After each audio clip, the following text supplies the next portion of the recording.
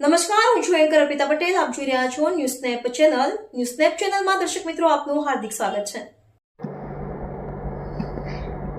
પાટણ જિલ્લાના શંખેશ્વર તાલુકામાં જેડકો દ્વારા ખેડૂતોની જમીનમાં વીજ થાંભલા નાખવાની કામગીરી સામે હવે ખેડૂતોમાં ભારે રોષ ફાટી નીકળ્યો છે. નાની ચંદુર, મેમણા સહિત 5 જેટલા ગામોના ખેડૂતો આજે પાટણ કલેક્ટર કચેરીએ પહોંચ્યા હતા અને સમગ્ર મામલે ઉગ્ર વિરોધ નોંધાવ્યો હતો. શંખેશ્વર તાલુકાના નાની ચંદુર, મેમણા સહિતના વિસ્તારોમાં 66 કેવી સબસ્ટેશન મારફતે વીજ પુરવઠો આપવામાં આવે છે, જ્યારે હવે 220 કેવી સબસ્ટેશનથી 66 કેવી નાની ચંદુર સુધી નવી વીજ લાઇન પ્રસ્થાપિત કરવાની કામગીરી હાથ ધરવામાં આવી રહી છે. ખેડૂતોનો આક્ષેપ છે કે તેમની ખેતીની જમીનમાં તેમની મંજૂરી વગર જેડકો દ્વારા વીજ થાંભલા નાખવાની કામગીરી શરૂ કરવામાં આવી છે, જેના કારણે ખેતીને નુકસાન પહોંચવાની ભીતિ ઊભી થઈ છે.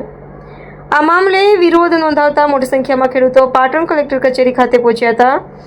40 ડિગ્રી સેલ્સિયસથી વધુ ગરમી વચ્ચે ખેડૂતો ખાનગી વાહનો મારફતે કલેક્ટર કચેરી આવ્યા હોવા છતાં તેમને રૂબરૂ સાંભળવા માટે કલેક્ટર કે જેડકોના જવાબદાર અધિકારીઓ હાજર રહ્યા ન હોવાનું ખેડૂતો કહી રહ્યા છે. ખેડૂતોનો વધુ આક્ષેપ છે કે તેમને આપવામાં આવેલી નોટિસ સહી વિનાની અને અધૂરી છે, જેના કારણે સમગ્ર પ્રક્રિયા સામે પણ સવાલો ઊભા થયા છે.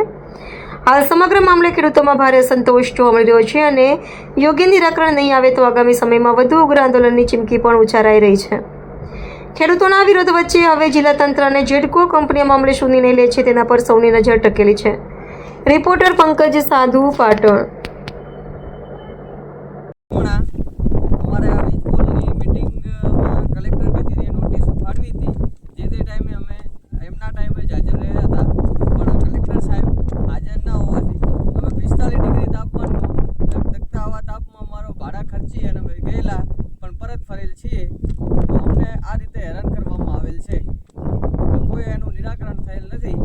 તો ગેટકો કંપનીને વારંવાર આવી નોટિસો આપી અને ખેડૂતોને હેરાન કરે છે. આનું નિરાકરણ થતું નથી.